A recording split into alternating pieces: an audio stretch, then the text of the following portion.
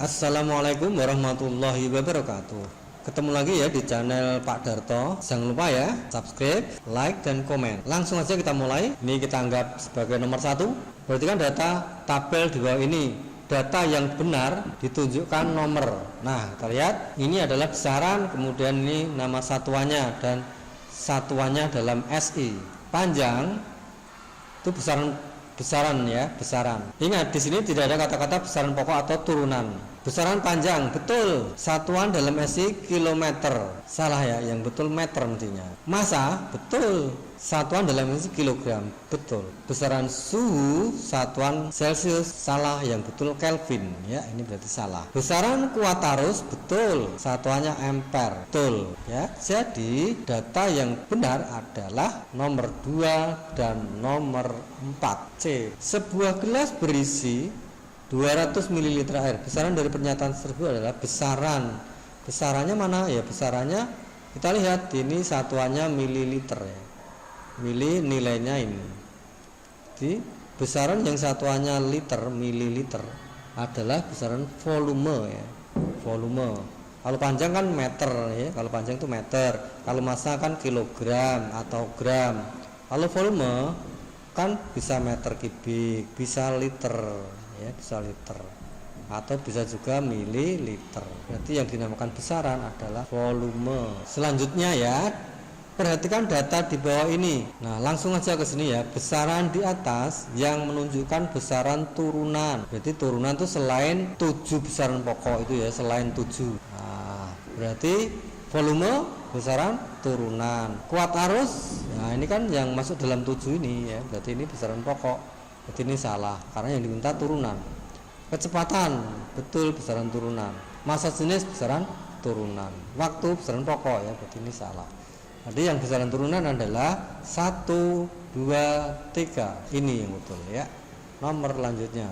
Jarak antara rumah dan sekolah 750 meter. Dari pernyataan tersebut, meter merupakan, nah meter itu merupakan satuan. Nah, ini jawabannya, satuan dari besaran pokok panjang. Selanjutnya ya, ini waktu yang dibutuhkan siswa dari sekolah ke rumahnya adalah 15 menit 8 sekon. Waktu tersebut setara dengan, nah berarti 15 menit kita buat jadi sekon ya, kemudian ditambahkan yang 8 sekon. 15 menit itu 15 kali 60 sekon ya. Kenapa? Karena 1 menit itu sama dengan 60 sekon. Makanya kalau 15 menit ya 15 kali 60 sama dengan 5 kali 6 30 tambah 1 kali 60 berarti 90 sekon ditambah 8 tambah 8 jadinya adalah 900 inilah 900 tambah 8 ya 908 sekon. Jawabannya adalah C. Nomor 9. Samsudin panen kentang 3,5 ton. 3,5 ton setara dengan, nah ingat 1 ton itu sama dengan 1000 kilo. Maka kalau 3,5 ton tinggal ngalikan 3,5 kali 1000 hasilnya 3500 kilogram. 3500 kilogram itu B jawabannya. Nomor 10. Konversi satuan berikut yang tidak tepat. Itu yang salah kita carinya. 5 menit itu 300 kon betul ya. Jadi 300 dari mana? Dari 5 kali 60 sama dengan 300. Berarti betul. 36 km per jam sama dengan 10 meter per sekon. Kita hitung benar apa salah? 36 km per jam sama dengan titik meter per sekon. Yang atas dulu, 36 km dibuat jadi meter. Mestinya 36 itu 36 kali 1000. Nah, 36 kali kan 1000. Karena 1 km itu kan 1000 meter, maka kalau 36 km ya berarti 36 kali 1000. Ini kan per lah, kemudian kita perkan juga per Ini kan 1 jam, artinya 1 jam berapa sekon. Nah, berarti 1 jam itu kan 3600 sekon. Oke, maka jadinya adalah nolnya ini ada 2 dicoret, atas 2 nya coret, 02 nya coret. Jadilah sekarang 360 per 36, hasilnya adalah 10 meter per sekon. Berarti ini benar ya yang B.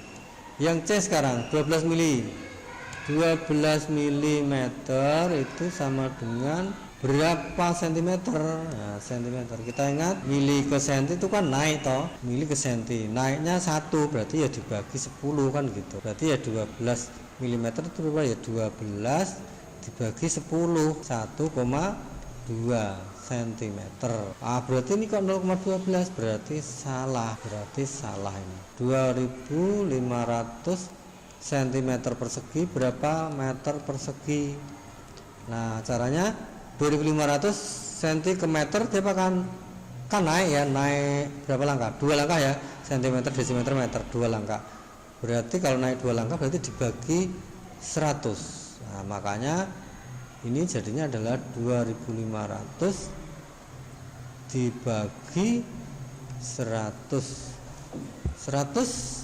Tapi ini kan persegi ada kuadratnya, maka ini juga di kuadratkan ya, sehingga jadinya 2500 per 100 pangkat 2 itu 10.000. Coret nolnya tinggallah 25 per 100 sama dengan 0, ini bukan 1000 ya, ini 100. Ini kan nolnya hilang, nolnya 4 diambil 2 kan tinggal 2 ini. Berarti ini bukan 1000 tapi ini 100 ya. 25 bagi 100 itu 0, berarti komanya maju ya. Jadi dari 0,25 ya, 0,250. Sehingga jawaban yang D itu juga benar. Berarti pilihannya, karena mintanya kan yang tidak tepat. Yang tidak tepat itu C, berarti jawabannya pilihannya adalah C. Karena A betul, B betul, D betul, yang salah itu C. Nomor 11. Jika kita mengukur suhu air, kita menggunakan alat ukur termometer. Jadi kita melakukan pengamatan. Nah, karena termometer itu nanti menunjukkan angka-angka, menggunakan alat ukur termometer itu nanti menunjukkan angka-angka ya, berapa suhunya begitu, maka ini termasuk pengamatan secara kuantitatif. Berarti jawabannya adalah D, kuantitasnya ya, jumlahnya. Nah, panjang pensil di bawah ini adalah, kita lihat ini pengukuran panjang. Ini 2, ini 3, tengah-tengahnya di sini berarti 2,5. Nah, ini mau naik sampai 3, kita hitung setiap langkahnya nilainya berapa? 1, 2, 3, 4, 5, berarti pas. Andaikan ini 2,5 berarti ini 2,6, dia 2,6, 2,7 dan seterusnya. Maka pas di sini, ujungnya sini saya tak orangnya. Maka pas di ujungnya sini ini diangka berapa? Oh, angka 2,8. Maka jadinya 2,8 itu jawabannya D. Perhatikan data berikut. Alat ukur di atas yang merupakan alat ukur besaran pokok adalah besaran pokok itu ada 7 macam ya, panjang, massa, waktu, suhu, jumlah yard, intensitas cahaya, kuat arus kuat arus, yang merupakan alat ukur besaran pokok. Besaran pokok itu berarti yang ini ya, selain yang ini berarti bukan pokok. Speedometer itu alat pengukur kecepatan. Kecepatan itu salah juga. Jadi yang benar adalah 1 dan 2. 14 ini adalah simbol bahaya, beracun. Alat label berfungsi untuk mencampur bahan kecuali. Nah, kecuali ini ya, spatula itu untuk memindahkan atau mengambil preparat, mengambil bahan kimia ya. Jadi yang bisa untuk mencampur tuh ini kimia, Erlenmeyer, tabung reaksi. Jadi jawabannya adalah D. Nomor 16. Berikut peraturan yang terdapat pada laboratorium kecuali. Peraturannya iki mesti ana ya, dilarang gaduh. dilarang mengembalikan bahan pada tempatnya, mengembalikan bahan pada tempatnya setelah digunakan. Betul. Menggunakan jasa laboratorium, menggunakan jas ya, menggunakan jas laboratorium, ya betul. Boleh membawa makanan, salah.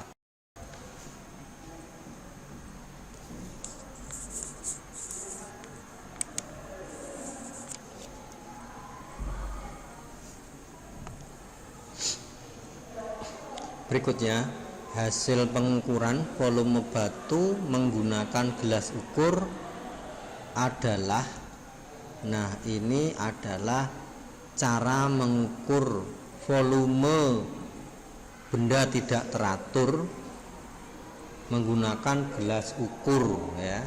Jadi langkahnya kalau mau mengukur benda yang tidak teratur menggunakan gelas ukur, ini kan gelas ukur ya. Nah, caranya yang pertama itu sediakan gelas ukur ya. Jadi kalau kita tulis 1, siapkan gelas ukur, siapkan gelas ukur. Yang kedua, isilah gelas dengan air. Terus catat volume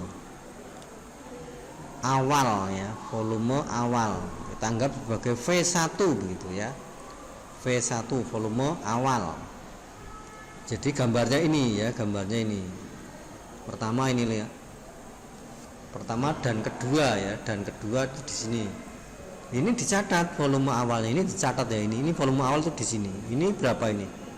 Ini kita hitung ya. Ini kan 50. 50 berarti sini kan 0. Berarti naiknya 1 jret itu 10. Kita lihat. Ini 10, 20, 30, 40, 50. Nah, berarti pas garisnya air ini adalah posisi 30. Berarti 30 ml di sini ya, 30 ml karena di sini posisinya di jret yang ketiga. Kemudian langkah yang ketiga, batunya kita celupkan ya, kita masukkan batunya, kita masukkan. Nah, ke sini ya, dicemplungkan lewat atas tentunya ya, bukan lewat sini ya. Nah, kalau dicelupkan nanti gambarnya jadi seperti ini ya. Celupkan jadi seperti ini. Otomatis airnya ini kan naik, jadi seperti ini ya, naik ya.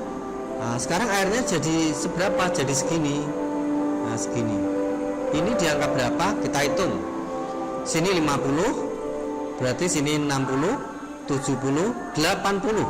Nah, ini 80 posisinya. Ini kita catat sebagai volume yang kedua. Jadi yang ketiga adalah celupkan batunya atau kerikilnya.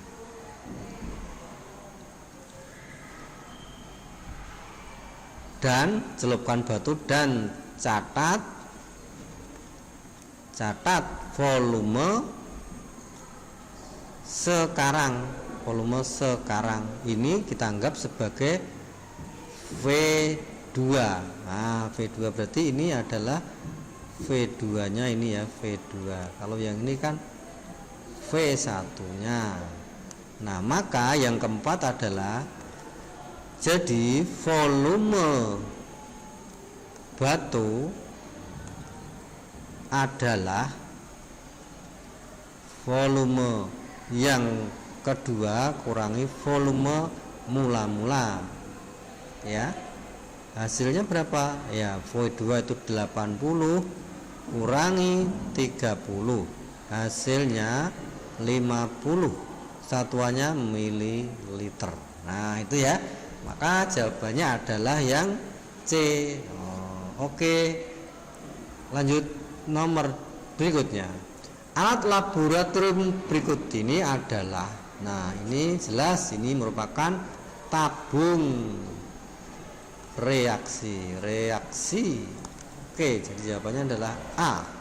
Ilmu yang mempelajari gerak benda dalam cabang ilmu fisika adalah mekanika. Jawabannya B. Kalau genetika itu tentang biologi ya, hubungannya dengan gen.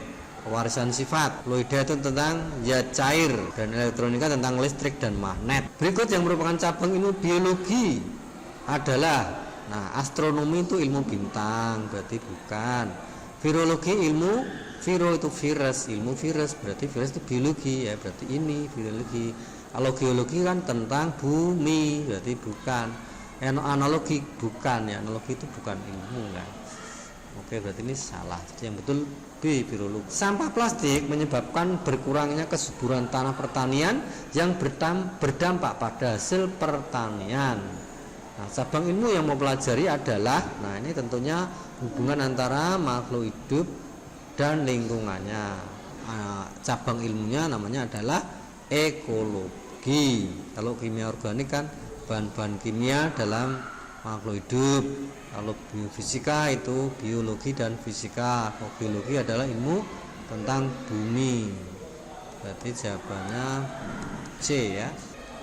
Berikutnya paleontologi adalah ilmu mempelajari tentang, nah, vulkanologi itu kan tentang gunung berapi, berarti salah itu. Kalau bumi itu kan geologi namanya. Kalau tata surya tentunya maksudnya di astronomi, berarti bukan.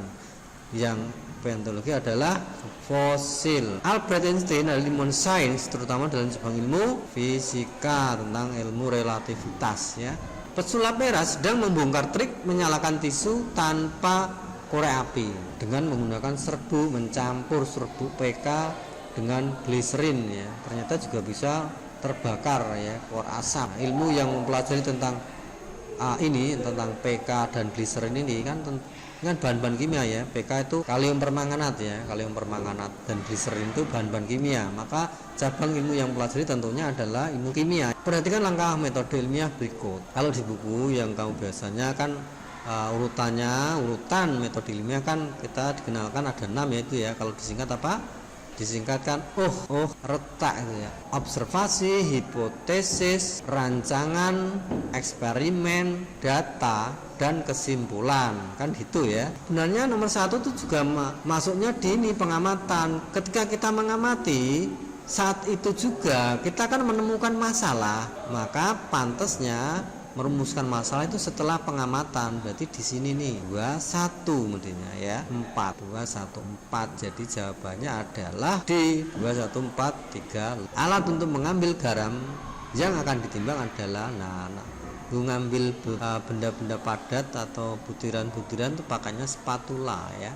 Kalau batang pengadu kan ngaduk. Kalau pipet tetes untuk ngambil tapi cairan. Tinggal penguapan ya untuk mereaksikan zat ya, memanaskan, menguapkan. Berikut ini merupakan pernyataan yang tidak dapat diselidiki secara ilmiah, maksudnya ya, dengan metode ilmiah adalah yang tidak dapat. Permukaan pralon berwarna hitam lebih cepat panas daripada pralon berwarna putih ketika terkena sinar matahari. Jelas ini bisa diselidiki ya. Kamu bisa mengadakan percobaan pralon hitam, pralon panas, dites mana yang panas dulu, mana yang lebih panas, kan bisa secara ilmiah ya. Kemudian yang B, belajar matematika lebih susah. Berarti ini betul tadi ya. Yang B, belajar matematika lebih susah daripada belajar seni tari. Apakah betul ini? Apakah betul? Belum tentu kan. Ini tergantung individu masing-masing. Ada yang sukanya menari kan ya, ada. Seni tari menganggap dia seni tari lebih gampang. Ada yang suka matematika ya menganggap matematika itu lebih gampang. Dia menganggap seni tari malah lebih sulit, kan begitu. Maka ini tidak bisa dijadikan metode ilmiah, bisa dijadikan penelitian ilmiah. Nah, yang C, senar yang tipis memiliki suara yang lebih melengking dibandingkan senar yang tebal. Nah, ini juga bisa diselidiki secara ilmiah, bisa dites ya, bisa dirancang percobaannya. Tanaman membutuhkan nutrisi untuk pertumbuhan, ini juga bisa dibuktikan secara ilmiah. Kita bisa melakukan eksperimen apakah betul nutrisi diperlukan oleh tumbuhan. Jadi ini juga betul jawabannya. Yang ditanyakan adalah yang tidak dapat. Nah, berarti jawabannya adalah B. Lanjutnya, ilmuwan cilik mengamati lebih banyak nyamuk yang berputar di atas kain merah dibandingkan yang berwarna hijau. Jadi ini ada kain merah, ini ada kain hijau. Ternyata setelah dia mati, nyamuknya banyak yang di sini ya, mengerumpi di sini, ngerombol di sini. Nah, hipotesisnya apa? Misalkan yang A, hipotesisnya apakah nyamuk lebih menyukai warna merah daripada warna hijau? Nah, ini bukan pernyataan hipotesis. Ini pernyataan apakah itu permasalahan ya. Berarti bukan hipotesis sih, tapi pertanyaan atau permasalahan. Yang B, nyamuk berputar-putar di atas kain merah. Oh, ini bukan hipotesis, ini pernyataan biasa ya. Nyamuk lebih menyukai warna merah dibanding warna hijau. Nah, ini boleh hipotesis ini ya. Dia menduga karena nyamuknya banyak di kain merah, berarti dugaannya bahwa nyamuk itu lebih suka di kain warna merah. Nah, ini hipotesisnya yang pantas ya.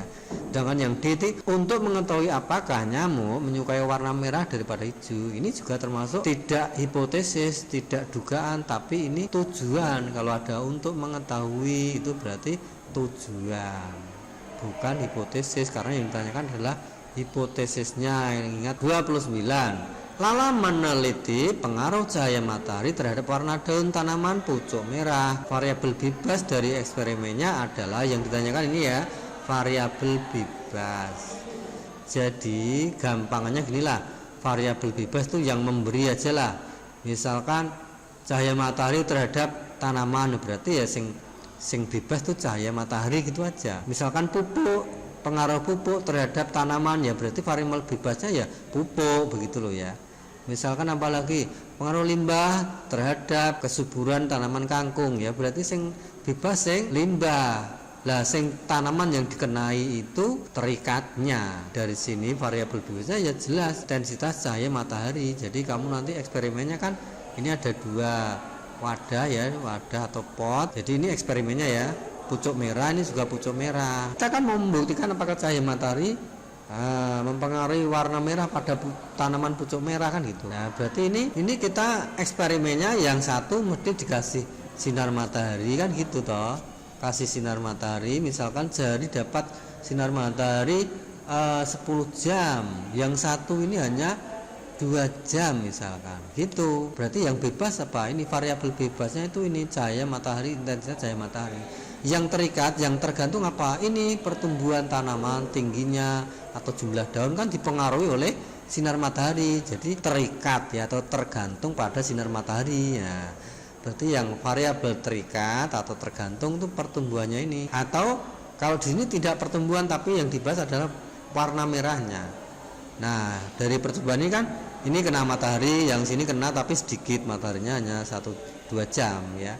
Maka nanti akan kelihatan mana yang lebih merah kan begitu. Nah, berarti kalau ternyata yang lebih merah yang ini ya, ini lebih merah, ini kurang, berarti kan warna merah pada daun itu kan tergantung, terikat oleh cahaya matahari. Nah, berarti variabel terikatnya itu ini ya, warna daun pucuk merah. Tapi variabel bebasnya yang ditanyakan ya ini pemberian atau intensitas cahaya matahari. Jawabannya A, warna daun merah itu sebagai terikat. Intensitas pemberian pupuk ini masuknya ke kontrol. Ini media tanam juga kontrol. Siswa kelas 7 menemukan tanaman cabai yang tumbuh subur di sekitar selokan limbah lele. Mereka melakukan eksperimen dengan membandingkan buah tanaman cabai dengan perlakuan berbeda. Nah, ditanyakan variabel kontrolnya apa? Berarti eksperimennya kan seperti yang bersama dengan tadi, dua pot ya, yang besarnya sama ya, kan harus sama ini kontrolnya ini ya. Variabel kontrolnya apa ya, ini kan nanti dikasih limbah ya, yang ini tidak dikasih limbah ya, mungkin disiram air biasa. Maka yang memberi itu pemberinya itulah variabel bebasnya. Jadi limbah lele itulah sebagai variabel bebasnya, pemberian limbah lele. Yang terikat apa? Yang terikat ya yang diberi limbah itu tanamannya yang diberi ya. Tanaman bagian apa ya? Pertumbuhan tanaman bisa. Nah, pertumbuhan kan bisa tingginya, bisa jumlahnya daun. Nah, gitu kan. Itu variabel terikatnya. Sedangkan variabel kontrolnya, variabel yang perlakuan yang harus sama diterima oleh kedua tanaman ini, harus sama perlakuannya. Itu variabel kontrol. Apa yang harus sama? Ya ini yang harus sama itu medianya, misalkan tanahnya harus sama, Jangan ini tanah, ini pasir misalkan, tidak boleh. Inilah namanya variabel kontrol yang mengendalikan medianya harus sama ya. Medianya, tanahnya harus sama, pupuknya harus sama, sinar mataharinya juga harus sama. Kalau ini dapat matahari 2 jam, yang ini juga harus sama 2 jam. Ini namanya kontrol, dikontrol, nggak boleh yang satu lebih lama dapat matahari, yang satu tidak ya. Jadi variabel kontrol yang cocok di sini apa? Jumlah limbah lili tadi apa? Bebasnya ya, bebas. Jumlah daun itu terikat. Intensitas cahaya, nah, tinggi tanaman terikat ya, kan pertumbuhan tanaman. Nah, intensitas cahaya ini tadi 2 jam harus sama 2 jam, ini namanya kontrol. Berikut ini data hasil praktikum pengukuran suhu pemanasan air. Pernyataan yang tidak sesuai dengan pelaporan data tersebut adalah, ini di sini tuh tabel waktu, maksud saya waktu. Nah, dalam menit ya, ini tabel suhu.